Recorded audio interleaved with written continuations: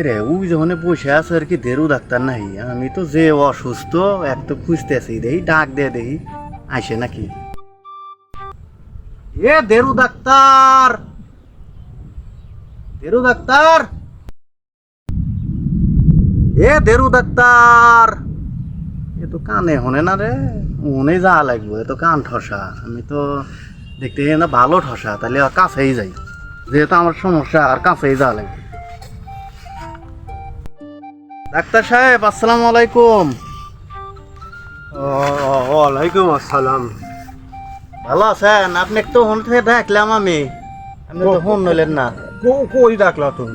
ওই যখন থেকে ডাকলাম আমি তো বলো তোমার কি সমস্যা? আমার সমস্যা হলো আমার তো মেলা সমস্যা বুঝছেন আমার তো এই যে পেট ব্যথা গ্যাস তারপরে আবার আমাশা এই নানান সমস্যায় পড়ে গেছি আমি।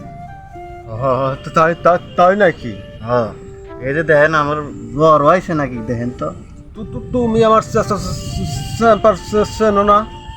চেম্বার তো চিনি কিন্তু আমার তো এখন এই যে করোনা অবস্থায় আমি তো এখন কামই করে হারতেছি না বসে আছি কয়েকদিন ধরে বসে ও আচ্ছা আচ্ছা আচ্ছা পাহানা যাইতেছি আর আসতেছি।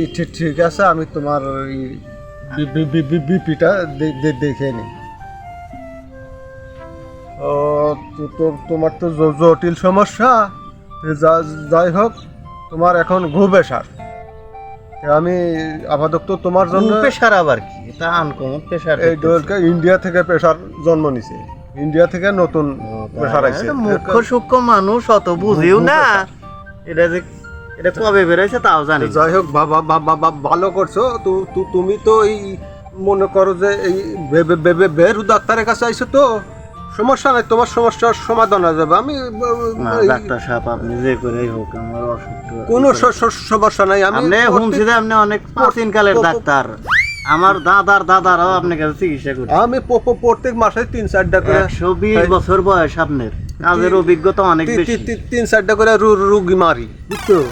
সমস্যা নাই, তুমি বললে সমস্যা নাই। আমার এমবিবিএস আছে, তুমি যেখানে যাও না কেন। আচ্ছা খাতা কলম আছেই যায় তো তাহলে লিখে দেন। হ্যাঁ হ্যাঁ এই মোতাবেক তাহলে ওষুধ খামুনি। হ্যাঁ হ্যাঁ প্রেসক্রিপশন আমি করে দিতেছি। বুঝেন আবার ওষুধ ভালো করে লিখে দিয়েন। আর ঠিক আছে।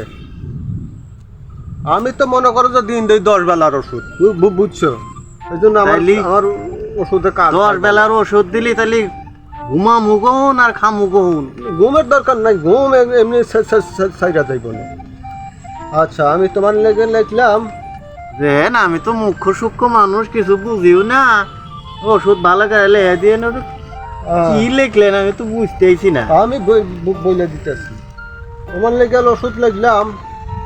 সকালে তুমি ঘুম থেকে না ওইটাই 6টা বড়ি খাইবা এই ফাতলা ফাগানার।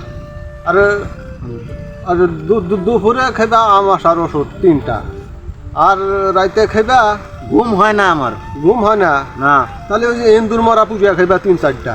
একবারে ঘুম তোমার জীবনকার মনে আইসা যেত বুঝছো। কি লিখলেন আমি তো বুঝি না।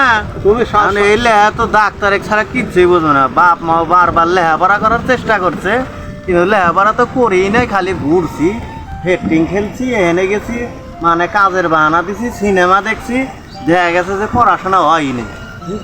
ঠিক আছে তোমার এই ওষুধেই তোমার একবারে জন্মের মতো রোগ বিদায় হয়ে যাবে। এই ওষুধগুলা নিয়ে আমার ঘরে তেরা বাজার থেকে ওষুধগুলা নিয়ে মনি। ঠিক আছে আচ্ছা ডাক্তার সাহেব আসি পরে আবার দেখা করবো 7 দিন পরে কি হয় না হয়। ওকে